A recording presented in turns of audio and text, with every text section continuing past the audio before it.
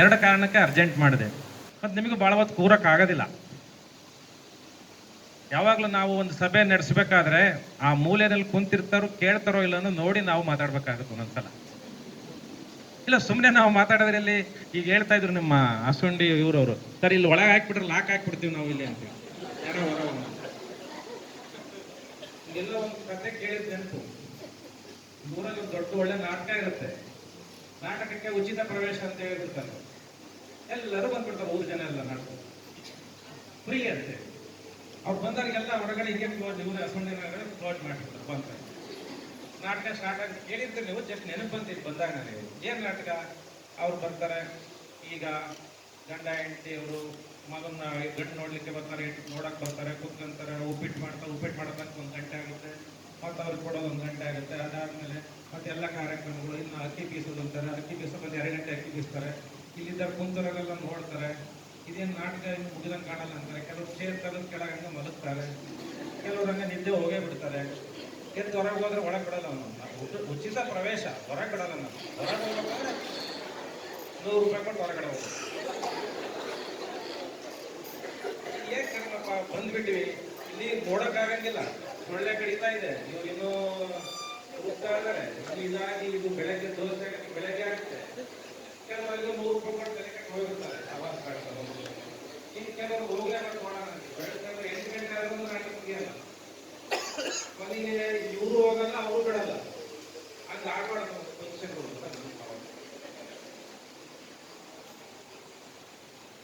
ಈಗ ತಾವೆಲ್ಲ ನನ್ನ ಬಗ್ಗೆ ಹೊಗಳಿದ್ದೀರಿ. ಅದೆಲ್ಲ ಸಾಧನೆಗಳನ್ನ ನಾವು ಮಾಡೋದಲ್ಲ, ಅದು ನಮ್ಮ ಕರ್ತವ್ಯ ಇರುತ್ತೆ. ಅನೇಕ ಬಾರಿ ನನಗೆಲ್ಲ ಗುರುಗಳ ಜೊತೆ ಸ್ಟೇಜಲ್ಲಿ ಇದ್ದೀನಿ.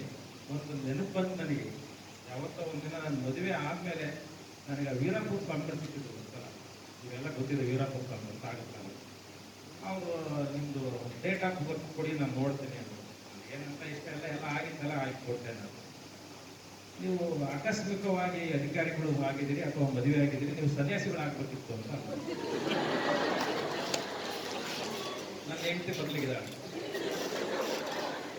ಈ ಸ್ವಾಮಿಗಳು ಸವಾಸ ಬೇಡ, ಮತ್ತೆ ಬಂದೆ ಮನೆ. ಈಗ ಮತ್ತೆ ನಾನು ಇವ್ರ ಜೊತೆ ಕೂತರೆ ನೋಡಿದ್ರೆ ನನಗೂ ಅದೇ ಅನಿಸ್ತಾ ಇದೆ. ಜೊತೆಗೆ ನನಗೆ ಮನೆಯಲ್ಲಿ ಈ ರೀತಿಯ ನಾನು ಯೂಶಲಿ ಈ ಡ್ರೆಸ್ ನನಗೆ ತುಂಬ ಇಷ್ಟ. ಹಾಕೊಳ್ತೀನಿ ನನ್ನ ಮನೆಯಲ್ಲಿ. ಬೆಳಗ್ಗೆ ನಾನು ಸ್ನಾನ ಮಾಡಿದ ತಕ್ಷಣ ಪೂಜೆ ಮಾಡ್ಬೇಕಾದ್ರೆ ಇದೇ ಡ್ರೆಸ್ ಹಾಕೊಳ್ಳೋದು. ಈಗೂ 25-30 ವರ್ಷದಿಂದನೂ ನನಗೆ ಆ ಡ್ರೆಸ್ ನನಗೆ ತುಂಬ ಇಷ್ಟ ಅನಿಸುತ್ತೆ. ಸಂಡೇ ನಾನೇನಾದರೂ ನಾನು ಬೆಂಗಳೂರಲ್ಲಿ ಅಥವಾ ನಮ್ಮೂರಲ್ಲಿ ಹೋದಾಗ ಇದೇ ರೀತಿ ಡ್ರೆಸ್ ಹಾಕಿರ್ತೀನಿ. ಒಂಥರ ಖುಷಿ, ಅದೇನೋ ಸಮಾಧಾನ, ಏನೋ ಮನಸ್ಸಿಗೆ ಒಂದು ಸಮಾಧಾನ. ಎಲ್ಲ ಬಿಟ್ಟು ಈ ಅಲ್ಲಮ್ಮ ನೆಡೆಗೆ ಅಂತ ಗೊತ್ತಾಗುತ್ತದೆ. ಎಲ್ಲ ಅಲ್ಲಮ್ಮ ನೆಡೆ, ಅಲ್ಲಮ್ಮನ ಯಾರಾದರೂ ಅಲ್ಲಮ್ಮನ ವಚನಗಳನ್ನು ಓದಿದ್ರೆ ಬಸವಣ್ಣ ಒಂದು ಕಡೆ ಆದರೆ ಅಲ್ಲಮ್ಮ ಒಂದು ಕಡೆ ಆಗ್ತದೆ. ಮನುಷ್ಯನಿಗೆ ಬಹಳಷ್ಟು ನಿಮಗೆ ಆಧ್ಯಾತ್ಮಿಕವಾಗಿ ನೀವು ಒಂದು ಉತ್ತಮ ಮಟ್ಟಕ್ಕೆ ಹೋಗ್ಬೇಕಾದ್ರೆ ಅಲ್ಲಮ್ಮನ ವಚನಗಳನ್ನು ಓದಬೇಕಾಗ್ತದೆ. 8 ಗೇಣಿನ ದೇಹ ರೋಮಗಳುಂಟು ಅದಕ್ಕೆ 8 ಕೋಟಿ ಮಾಂಸ ಖಂಡಗಳಿಂದ ತುಳುಕುವ ಈ ಮಹಾಮನೆಯ ಮನ ಒಳ್ಳಿದು ನೆಂಟ ನಿಂತು ಅಗಲಿದೊಡೆ ಒಣ ಎಂಟೆಯಲ್ಲಿತ್ತು ಉಚ್ಚವಲ್ಲ ಗೋಯೇಶ್ವರ. ಈ ರೀತಿಯ ವಚನಗಳು ನೀವು ಅಲ್ಲಮ್ಮನ ಸಿಗುತ್ತೆ. ಅಲ್ಲಿ ಆಧ್ಯಾತ್ಮಿಕದ ಒಂದು ನಿಮಗೆ ಭಾವನೆ ಬರುತ್ತೆ. ಹಾಗೆ ನಾನು ಅಲ್ಲಮ್ಮನ ವಚನಗಳನ್ನು ಜಾಸ್ತಿ ಓದೋದಿಲ್ಲ, ಸುಮ್ಮನೆ ಕೇಳ್ತೀನಿ. ನನಗೆ ಓದೋಯಾಬಿಟ್ಟು ಹೋಗ್ಬಿಟ್ಟು ಯಾಕೆ ಅಂತ ಹೇಳ್ತೀನಿ. ಯಾವಾಗ ಓದ್ಬೇಕಿತ್ತು ಅವಾಗ ಓದ್ಬಿಟ್ಟಿದ್ದೀನಿ ಸಾಕಷ್ಟು. ಈಗ ನನಗೆ ನ್ಯೂಸ್ ಪೇಪರ್ ಓದಲಿಕ್ಕೆ ಸಮಯ ಇಲ್ಲ. ನಾವು ಓದ್ತೀನಿ ನ್ಯೂಸ್ ಪೇಪರು 2ನೇ ಪೇಜು 3ನೇ ಪೇಜು ಏನು ಬಂದಿದ್ದಾರೆ ನಮ್ಮ ಜಿಲ್ಲೆಯಲ್ಲಿ ಏನಾಗ್ತಾ ಇದೆ. ಫಸ್ಟ್ ಪೇಜ್ ಗೊತ್ತೇ ಆಗೋದಿಲ್ಲ, ಕ್ರಿಕೆಟ್ ಗೊತ್ತೇ ಆಗೋದಿಲ್ಲ, ಏನು ನಡೆಯುತ್ತೆ ನನಗೆ ಗೊತ್ತಿಲ್ಲ. ನನಗೆ ಜಿಲ್ಲೆ ಏನು ಕೆಲಸ ಆಗಿತ್ತು ಅದ್ರ ಬಗ್ಗೆ ಅಷ್ಟೇ ಗಮನ ಹರಿಸ್ತಾ ಇದೆ. ಸ್ವಾಮೀಜಿಗಳು ಹೇಳ್ತಾ ಇದ್ರು, ತಂದೆ ತಾಯಿಗಳು ಹರಿಷಡ್ವರ್ಗಗಳು ಹೆಂಗೆ ಬಂದು 6 ಜನ ಹೆಂಗೆ ಬಂದು ಅಂತೇಳಿ. ಈ ವಯಸ್ಸಿನಲ್ಲಿ ಬಂದು ತುಂಬ ಅಡಚಣೆ ಆಗುತ್ತೆ ಓದಲಿಕ್ಕೆ. ನಾನು ಕೂಡ ವಿದ್ಯಾರ್ಥಿಯಾಗಿ ಆ ಜೀವನವನ್ನು ಮುಗಿಸಿ ಬಂದಿರ್ತೀನಿ. ಅನೇಕ ತೊಂದರೆಗಳಾಗ್ತವೆ. ಈ ಮೊಬೈಲ್ ಯಾವಾಗೇನೋ ಮೊಬೈಲ್ ಇರಲಿಲ್ಲ. ನಮಗೆಲ್ಲ ಮಕ್ಕಳಿಗೆ ಏನೋ ಒಂದು ಪ್ರೆಸ್ಟೀಜ್, ಏನು ಒಬ್ಬ ಹುಡುಗ ಒಬ್ಬ ಹುಡುಗಿ ಗರ್ಲ್ ಫ್ರೆಂಡ್ ಇರಲೇಬೇಕು, ಒಬ್ಬ ಹುಡುಗಿಗೆ ಒಬ್ಬ ಬಾಯ್ ಫ್ರೆಂಡ್ ಇರಲೇಬೇಕು, ಅದು ಪ್ರೆಸ್ಟೀಜ್. ನಿಮ್ಮ ಹೊಸಪೇಟೆಗೆ ಹೆಂಗಿದೆ ಗೊತ್ತಿಲ್ಲ, ನಾನು ಬೆಂಗಳೂರು ಕಡೆ ಹೇಳ್ತೀನಿ. ನೀವೆಲ್ಲ ಒಳ್ಳೆಯದಿದ್ರೆ ತುಂಬ ಒಳ್ಳೆಯದು ಬೆಂಗಳೂರಲ್ಲಿ, ಅಥವಾ ನಮ್ಮ ದಾವಣಗೆರೆ ನೆನೆ ತಿಳ್ಕೊಂಡು ಇಲ್ಲಿ ಎಲ್ಲ ಒಳ್ಳೆಯದಿದೆ ಅಂತ ಅಂದ್ಕೊಳ್ತೀನಿ. ಆ ಪ್ರೆಸ್ಟೀಜ್ಗಳು ಏನಾದವೆ ನಿಮ್ಮ ಜೀವನವನ್ನು ಅತ್ಯಂತ ದುರ್ಗಮ ಸ್ಥಿತಿಗೆ ಹೋಗುತ್ತೆ ತಿಳ್ಕೊಳ್ಳಿ. ಈ ಭ್ರಮೆಯಿಂದ ಹೊರಗೆ ಬನ್ನಿ. ಸತ್ಯ ಮತ್ತು ಭ್ರಮೆ ಇದೆಯಲ್ಲ, ಇದನ್ನ ನೀವು ಈ ವಯಸ್ಸಿನಲ್ಲಿ ತಿಳಿದೇ ಇದ್ರೆ ನಿಮ್ಮ ಜೀವನದಲ್ಲಿ ಎಂದೂ ತಿಳಿಯೋಕ್ಕಾಗೋದಿಲ್ಲ. ಈ ವಯಸ್ಸಿನಲ್ಲಿ ಏನು ನೀವು ಕಲಿತೀರಿ ಇದು ಮಾತ್ರ ಕೊನೆಯವರೆಗೂ ಉಳಿಯುತ್ತೆ. ನಾನೇನು ಆ 4 ವರ್ಷ ನಾನು ಡಿಗ್ರಿನಲ್ಲಿ ಓದಿದ್ದೆ, ಇವತ್ತು 40 ವರ್ಷ ನಾನೇ ರಾಜ. 4 ವರ್ಷ ನಾನು ಓದಿದೆ. ನೀವು ಈ 4 ವರ್ಷ ಓದಿದ್ರೆ ನೀವು ಯಾವತ್ತೂ ಸೇವಕರೇ, ರಾಜ ಆಗಕ್ಕೆ ಸಾಧ್ಯನೇ ಇಲ್ಲ. ಆ ಓದ್ಬೇಕಾದ್ರೆ ಹರೀಶ್ ಶೆಟ್ಟಿ ವರ್ಗಗಳು ಏನಿದೆ ನೀವು ತುಂಬಾ ನಿಮ್ಗೆ ಹಿಂಸೆ ಕೊಡೋದು, ತುಂಬಾ ಹೋಲಿಕೆ, ಬೇರೆ ಫ್ರೆಂಡ್ಸ್ ಟೀಚ್ ಮಾಡ್ತಾ ಇರ್ತಾರೆ, ಏನು ಕಿವಿ ಕೇಳಿಸ್ಬಾರ್ದು. ಅದಕ್ಕೆ ಒಂದು ಸಣ್ಣ ನನಗೆ ಬಹಳ ಇಷ್ಟವಾದ ಒಂದು ಕತೆ ಹೇಳ್ತೀನಿ. ಆ ಕತೆ ನಿಮಗೆ ತುಂಬಾ ನೆನಪಾಗುತ್ತೆ. ಬಹಳ ಕಡೆ ನಾನು ಎಲ್ಲಿ ಹೋಗ್ತೀನೋ ಮಕ್ಕಳಿಗೆ ಇದನ್ನು ಹೇಳ್ತೀನಿ. ಬಹುಶಃ ನೀವು ಯಾರಾದ್ರೂ ಕೇಳಿದ್ರೆ ಮತ್ತೊಂದ್ಸಲ ಕೇಳಿದ್ರು. ಇದೇ ರೀತಿ ಒಂದು ಸಭೆಯಲ್ಲಿ ಒಂದು ಮಲ್ಲಗಂಬ ಸ್ಪರ್ಧೆ ಇದೆ. ಮಲ್ಲಗಂಬ ಸ್ಪರ್ಧೆ ಇಲ್ಲೇ ಮಲ್ಲಗಂಬನ ಸ್ಪರ್ಧೆ ಆಡ್ತಾ ಇರ್ತಾರೆ ಎಲ್ಲ ಮಕ್ಕಳು. ಇಲ್ಲೆಲ್ಲ ಸ್ವಾಮೀಜಿಗಳು ಕೂತಿರ್ತಾರೆ. ಎಲ್ಲ ಬಂದು ಮಲ್ಲಗಂಬ ಸ್ಪರ್ಧೆ ಆಡ್ತಾ ಇರ್ತಾರೆ. ಇಲ್ಲೆಲ್ಲ ನಮ್ಮ ಲೀಡರ್ ಕೂತಿರಲ್ಲ, ಇವರು ಈ ಮುಂದೆ ಕೂತಿರೋರು ಹೇಳ್ತಾ ಇರ್ತಾರೆ. ಆ ಸ್ವಾಮೀಜಿಗಳು ಭಾಳ ಮಾಡಿ ನಿಮಗೆ ಒಂದು ಹಾರ ಹಾಕಿ ಒಂದು ಶಾಲ ಹಾಕ್ತಾರಪ್ಪ. ಯಾಕೆ ಅಂತ ಹೋಗ್ತೀರಿ? ಕೈ ಮುಟ್ಕೊಂಡ್ರೆ ನಾಳೆ ಎಣ್ಣೆ ಯಾರು ಕೊಡಲ್ಲ ಅಂತ. ಅಲ್ಲಿ ಮುಟ್ಕೊಂಡ್ರೆ ನಾಳೆ ಊಟಕ್ಕೆ ಕೊಡಲ್ಲ. ಯಾಕೆ ಹತ್ತೀರ? ಹತ್ಬೇಡ, ಮೇಲೆ ಹತ್ತು, ಕೆಳಗತ್ತು, ಮೆಲ್ಲಿಗಿಡಿ, ಕೈ ಹಿಡಿ, ಜಾರುತ್ತೆ, ಎಣ್ಣೆ ಹಾಕಿದ್ದಾರೆ, ಬಲಗಾಲ ಹಾಕು, ಎಡಗಾಲ ಹಾಕು, ಮೇಲ್ ಕೈ ಸುಮ್ಮನೆ ತೂತಾ ಇರ್ತಾರೆ ಎಲ್ಲರೂ. ಒಬ್ಬ ಹುಡುಗ ಮೇಲೆ ಹತ್ತಿ ಟಕ್ ಟಕ್ ಅಂತ ಕೆಳಗಿಳಿತಾನೆ. ಇಳಿದ ತಕ್ಷಣ ಎಲ್ಲರೂ ಖುಷಿ ಆಗ್ಬಿಡ್ತಾರೆ. ಯಾರು ಹೋಗ್ತಾ ಇಲ್ಲ, ಹೆಂಗೆ ಇಳಿದ ಅಂತ ಹೇಳಿ ಬಂದು ಎಲ್ಲ ಕೇಳ್ತಾರೆ, ನೀನು ಹೆಂಗತ್ತಿದೆ ಹೆಂಗತ್ತಿದೆ ಅಂತ. ಹುಡುಗಳೆಲ್ಲ ಹೇಳ್ತಾರೆ, ಅವ್ನು ಹೆಂಗೆ ಕೇಳ್ತಿರೋ ತಮ್ಮ, ಅವ್ನಿಗೆ ಕಿವಿ ಕೇಳಲ್ಲ, ಕಿವಿ ಕೇಳಲ್ಲ, ಅವ್ನು ಹೆಂಗೆ ಕೇಳ್ತಾನೆ? ನಗ್ತಾ ಇರ್ತಾನೆ. ಯಾಕೆ ಅಂತ ಹೇಳ್ತಾನೆ, ಅವನಿಗೆ ಕಿವಿ ಕೇಳಿದ್ರೆ ಅವನೆಲ್ಲಿ ಮೇಲೆ ಹತ್ತದ. ನೀವೆಲ್ಲ ಕಾಲು ಎಳಿದ್ರಿ, ಹತ್ವಾಡ, ಕಾಲು ಜಾರಿದ್ದೆ, ಕೈ ಜಾರಿದ್ದ, ದವಡೆ ಹೊಡಿತ, ಒಂದು ಹಾರ ಕೊಡ್ತಾರೆ, ಶಾಲ್ ಕೊಡ್ತಾರೆ, ಒಂದು ಗೋಲ್ಡ್ ಮೆಡ್ಲ್ ಕೊಡ್ತಾರೆ. ಅದು ತಗೊಂಡು ಏನ್ ಮಾಡ್ತೀರಿ? ಗೋಲ್ಡ್ ಮೆಡ್ಲ್ ಏನಾದ್ರು ಗೋಲ್ಡ್ ಅಲ್ಲ, 95% ಬಂದ್ರೇನು, 90 ಬಂದ್ರೇನು, ಎಲ್ಲರೂ ಒಂದೇ, ಹೀಗೆಲ್ಲ ಹೇಳ್ತಿರ್ತಾರೆ ಊರಾಗ ಪ್ರಪಂಚದಲ್ಲಿ. ನಿಮ್ಮ ಫ್ರೆಂಡ್ಸ್ ಎಲ್ಲ ಹೀಗೆ ಮಾತಾಡ್ತಾರೆ. ಅವೇ ಮಾತ್ರ ಯಾವಾಗ ನೋಡಿ ಬಯಾಟ್ ಮಾಡ್ತಿರ್ತಾನೆ, ಒಂದು ಜೀವನದಲ್ಲಿ ಎಂಜಾಯ್ ಮಾಡಲಿಲ್ಲ, ಏನು ಮಾಡಲಿಲ್ಲ. ಇವೆಲ್ಲ ಅನುಭವಿಸ್ತೀವಿ, ಇವೆಲ್ಲ ಅನುಭವಿಸ್ತೀವಿ. ಅದು ಯಾವ ಕೇರ್ ಮಾಡಿದ್ವಿ? ಕಿವುಡನಾಗಿರ್ಬೋದು. ಯಶಸ್ಸು ಬರುವವರಿಗೆ ಕಿವುಡರಾಗಿರ್ಬೋದು. ಯಶಸ್ಸು ಬಂದ್ಮೇಲೆ ಮೂಕರಾಗ್ಬೇಕು. ಬಹಳ ಮಾತಾಡಬಾರ್ದು. ನಾನೇ ಮಾಡಿದೆ ಮೂತ್ರ ಬೇಡ ಹೋಗಬಾರ್ದು. ಹೌದಿಲ್ಲ? ಯಶಸ್ಸು ಬರೋವರೆಗೆ ಕಿವುಡರಾಗಬೇಕು. ಯಶಸ್ಸು ಬಂದ್ಮೇಲೆ ಸ್ಟೂಡೆಂಟ್ ಲೈಫಲ್ಲಿ ಆಗಿದ್ದು ಒಂದೇ ಅಲ್ಲ, ನನಗೆ ಮೊನ್ನೆ ಆಯ್ತು, ಹಂಪಿ ಉತ್ಸವ ಮಾಡ್ಬೇಕಾದ್ರೆ. ಇದು ಯಾವತ್ತೂ ಕೊನೆ ಅಲ್ಲ, ಪ್ರತಿದಿನ ಬರ್ತಕ್ಕಂಥ ಉದಾಹರಣೆ ಹೇಳ್ತಾ ಇದ್ದೀನಿ ನಾನು. ನೀವು ಅಂದ್ಕೊಂಡ್ಬಿಡ್ಬೋದು, ಇಲ್ಲಿ ಕುಂತರೋರಿಗೂ ಅದೇ ಪರಿಸ್ಥಿತಿ ಇರುತ್ತೆ, ಇಲ್ಲೇ ಕುಂತರೋರಿಗೂ ಅದೇ ಪರಿಸ್ಥಿತಿ ಇರುತ್ತೆ, ಇಲ್ಲಿರ್ತಕ್ಕಂಥ ಎಲ್ಲ ಗುರುಗಳಿಗೂ ಅದೇ ಪರಿಸ್ಥಿತಿ. ಹಂಪಿ ಉತ್ಸವ ಮಾಡ್ಬೇಕಾದ್ರೆ ಅತ್ಯಂತ ದೊಡ್ಡ ವೈಭವದ ಹಂಪಿ ಉತ್ಸವ. ಅನೇಕ ಆ ಕಡೆ ಈ ಕಡೆ ಏನೇನೋ ಹೇಳಿದ್ರು, ಹಾಗಾಗುತ್ತೆ ಹೀಗಾಗುತ್ತೆ ಅಂತ. ಅತ್ಯಂತ ಯಶಸ್ವಿಯಾಗಿ ಸುಮಾರು 15 ಲಕ್ಷಕ್ಕೂ ಹೆಚ್ಚು ಜನ ಹಂಪಿ ಉತ್ಸವದ ನೋಡಿದ್ರು. ಇವತ್ತು ಕೂಡ ಆನ್ಲೈನಲ್ಲಿ ರಿಪೀಟ್ ಆಗಿ ಕಮೆಂಟ್ಸ್ ಆಗ್ತಾ ಇದ್ದಾರೆ. ಯಾರೋ 4 ಜನ ಏನೇನೋ ಕಮೆಂಟ್ ಹಾಕ್ತಾರೆ, ತಲೆ ಕೆಡಿಸ್ಕೊಬಾರ್ದು. ಅಲ್ಲಿವರೆಗೆ ಕಿವಿ ಮುಚ್ಕೊಂಡು ನಾನು 15 ದಿವಸ ರಾತ್ರಿ ಆಗಲಿ ಕೆಲಸ ಮಾಡಿದ್ವಿ. ಇನ್ನೊಂದು ನಾನು ನೋಡ್ಬೋದು, ನನಗೆ ನಿದ್ದೆ ಹೋಗಿದ್ದು. ಇವತ್ತು ಆ್ಯಕ್ಚುಲಿ ನಿದ್ದೆ ಮಾಡ್ಕೊಂಡು ಬಂದಿದ್ದೆ, ರಜಾ ಅಂತ. ಅವ್ರು ಬಂದು ಕೇಳಿದ್ರು, ಅಧ್ಯಕ್ಷರು ಬಂದು, ಯಾರು 8:30 ಬೆಳಗ್ಗೆ ಎದ್ದು ನಾನು ಒಂದೇ ಕೆಟ್ಟ ಚಟ ನಿದ್ದೆ ಮಾಡೋದು. 9:30 ಮಲಗ್ತೀನಿ, 7 ಗಂಟೆಗೆ ಇದ್ದಾಳೆ. ಈಗಲೂ ನಾನು ಗೋಲ್ಡ್ ಮೆಡಲಿಸ್ಟು. 10 ಗಂಟೆ ಮೇಲೆ ಎಂದೂ ಓದಿಲ್ಲ, 7 ಗಂಟೆ ಮುಂಚೆ ಎದ್ದು ಇರ್ತೀನಿ.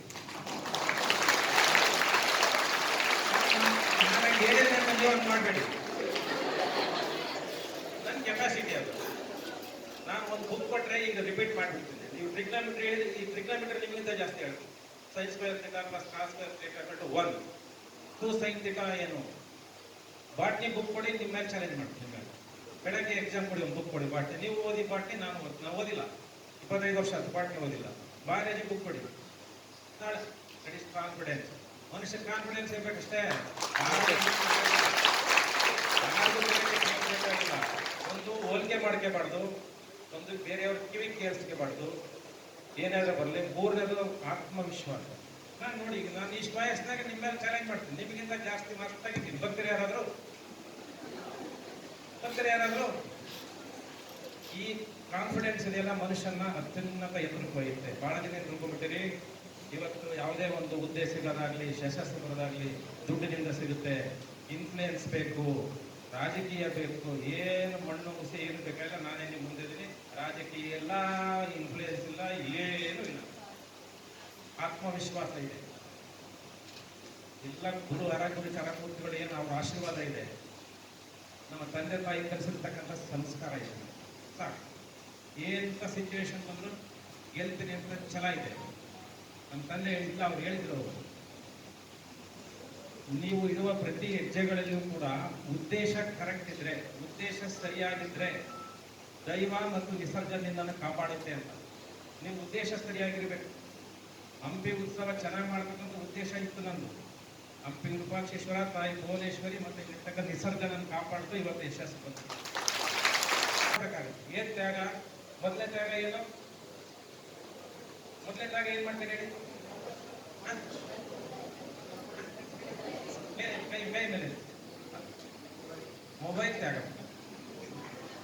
ಪೂರ ತ್ಯಾಗ ಅಲ್ಲ, ದಿನದಲ್ಲಿ ಓದ್ಬೇಕಾದ್ರೆ ಮೊಬೈಲ್ ತ್ಯಾಗ. ತುಂಬಾ ಡಿಸ್ಟರ್ಬ್ ಆಗುತ್ತೆ, ನನಗೆ ಡಿಸ್ಟರ್ಬ್ ಆಗುತ್ತೆ. ಇಷ್ಟು ವಯಸ್ಸಾಗ ನಿಮಗೆ ಡಿಸ್ಟರ್ಬ್ ಆಗೋದ್ರಿಂದ ಮೊಬೈಲ್ ತ್ಯಾಗ ಮಾಡಿ. ಎರಡನೇದು, ಸುಮ್ಮನೆ ಅನಾವಶ್ಯಕವಾಗಿ ಸಮಯನ ಕಳೆಯೋದನ್ನು ತ್ಯಾಗ ಮಾಡಿ. ಜೀವನದಲ್ಲಿ ತ್ಯಾಗವಿಲ್ಲದೆ ಯಾವುದನ್ನು ಯಶಸ್ಸು ಗಳಿಸಲು ಸಾಧ್ಯವಿಲ್ಲ. ಇಲ್ಲಿರ್ತಕ್ಕಂಥ ಎಲ್ಲರೂ ಒಂದೊಂದು ರೀತಿ ತ್ಯಾಗ ಮಾಡಿದ್ದಾರೆ. ಒಂದು ಸಲ ಯಶಸ್ಸು ಬಂದ ಮೇಲೆ ಅತಿ ಹೆಚ್ಚು ವಿನಯತೆ ಇರಬೇಕು. ಯಶಸ್ಸು ಬಂದ ಮೇಲೆ ಅದಕ್ಕೆ ಹಿಂದಿರ್ತಕ್ಕಂಥ ಎಲ್ಲ ನೀವು ನೋಡಿ, ಸಮಾಜದ ಮುಖಂಡರು ಇವತ್ತು ಕೂಡ ಕೋಟ್ಯಾಧೀಶ್ವರ ಅಂದರೆ ನನ್ನ ಹತ್ರ ಮಾತಾಡಬೇಕಾದ್ರೆ ಅವ್ರ ವಿನಯತೆ ಎದ್ದು ಕಾಣಿಸುತ್ತೆ ನನಗೆ. ನಾನು ಬಹಳಷ್ಟು ಜನ ಮಾತಾಡಿದ್ದೀನಿ. ಎಷ್ಟು ಅವರು ಶ್ರೀಮಂತರಾದರೂ ಕೂಡ ವಿನಯತೆ ಇರುತ್ತೆ. ಶ್ರೀಮಂತಿಕೆ ಉಳಿಯೋದು ವಿನಯತೆ ಇರುವವರಿಗೆ ಮಾತ್ರ ಉಳಿಯುತ್ತೆ, ತಿಳ್ಕೊಂಬಿಡಿ. ಒಂದ್ಸಲ ಶ್ರೀಮಂತಿಕೆ ಬಂದು ಒಂದ್ಸರಿ ನಿಲ್ಲಿಲ್ಲ, ಹುಚ್ಚುತ್ತರ ಮಾಡಿದ್ರೆ ಹೋಗ್ಬಿಡುತ್ತೆ. ಯಾರು ಶ್ರೀಮಂತಿಗೆ ಬಂದಾಗ ವಿನಯತೆಯನ್ನ ಹಿಡ್ಕೊಳ್ತಾರೆ ಅವರೆಲ್ಲರೂ ಕೊನೆವರೆಗೂ ಶ್ರೀಮಂತರಾಗೇ ಇರ್ತಾರೆ. ಅದಕ್ಕೆ ಕಾರಣ ಈ ಸ್ಟೇಜಲ್ಲಿ ಬಹಳ ಜನ ಇದ್ದಾರೆ, ನನ್ನ ಹೆಸರು ಹೇಳೋದಿಲ್ಲ. ನೀವು ನೋಡ್ತೀರಿ, ಯಾರಿಗೆ ಒಂದು ಶ್ರೀಮಂತಿಗೆ ಹೋಗಿದೆ ಅಲ್ಲಿ ವಿನಯತೆ ಹಾಳಾಗಿರುತ್ತೆ, ಅವರ ಉದ್ದೇಶಗಳು ಕಡಿಮೆ ಆಗಿರುತ್ತೆ. ನೀವು ಈ ವಯಸ್ಸಿನಲ್ಲಿ ಏನು ನೀವು ಕಲಿತೀರಿ ಅದು IAS ಆಗ್ಬೋದು. ಯಶಸ್ಸು ಅಂದ್ರೆ ಏನು? IAS ಯಶಸ್ಸು, KS ಯಶಸ್ಸ, ಅಥವಾ ಕಾಲೇಜಿಗೆ ಅಧ್ಯಕ್ಷರಾಗೋದು ಯಶಸ್ಸ, ಅಥವಾ ಸ್ವಾಮೀಜಿಗಳಾಗೋದು ಯಶಸ್ಸ? ಏನು ಯಶಸ್ಸು ಅಂದ್ರೆ ಏನು? ತಂದೆ ತಾಯಿಗಳಿಗೆ ಉತ್ತಮ ಮಕ್ಕಳಾಗದೆ ಯಶಸ್ಸು. ನೀವು ಡಿಸೈಡ್ ಮಾಡಬೇಕು. ಗುರು ಹಿರಿಯರಿಗೆ ಉತ್ತಮ ಶಿಷ್ಯರಾಗುವುದೇ ಯಶಸ್ಸು. ಗುರು ಹಿರಿಯರಿಗೆ ಉತ್ತಮ, ಕಲಿತ ಶಾಲೆಗೆ ಉತ್ತಮ ಸ್ಟೂಡೆಂಟ್ಸ್ ವಿದ್ಯಾರ್ಥಿಗಳಾಗೋದೇ ಯಶಸ್ಸು. ಉತ್ತಮ ವಿದ್ಯಾರ್ಥಿಗಳು ಯಾವಾಗ ಆಗ್ತೀರಿ? ರ್ಯಾಂಕ್ ಕೊಡೋದಾಗ ಹಾಕಿರ್ತೀರಿ. ಪಡಿಬೇಕು ಯಶಸ್ಸನ್ನ. ಹೇಗೆ ಡಿಸ್ಟರ್ಬ್ ಮಾಡ್ತಾರೆ, ತುಂಬಾ ಡಿಸ್ಟರ್ಬ್ ಮಾಡೋದು. ಒಂದೊಂದ್ಸಲ ಏನಿಸುತ್ತೆ, ಎಷ್ಟಿದ್ರೆ ಇಷ್ಟೇ ಬಿಡಪ್ಪ, ಆಮೇಲೆ ಮತ್ತೊಂದು ಇದನ್ನು ಓದ್ಬಿಡ್ತೀವಿ. ಏನು? ಭಗವದ್ಗೀತೆ ಸಾರಲ್ಲ. ಆಗಲಿರುವುದು ಒಳ್ಳೆಯದೇ, ಆಗಲಿರುವುದು ಅದು ಅದೇ, ಯೋಧಿಸಲು ನೀನೇನು ಕೊಡದುಕೊಂಡಿರಿ. ಎಲ್ಲ ಆಗದಾಗ ಕೂಡ ನಾವೇ ಕಳೆದುಕೊಂಡು ಅದು ಹಂಗೆ ಓದ್ಬಾರ್ದು. ಅದು ಓದೋದ್ರ ರೀತಿ ಬೇರೆ ಇರಬೇಕು. ಎಲ್ಲದೂ ಆಗದೆ ನೀವೇ ಕೆಲಸ ಮಾಡಬೇಕು.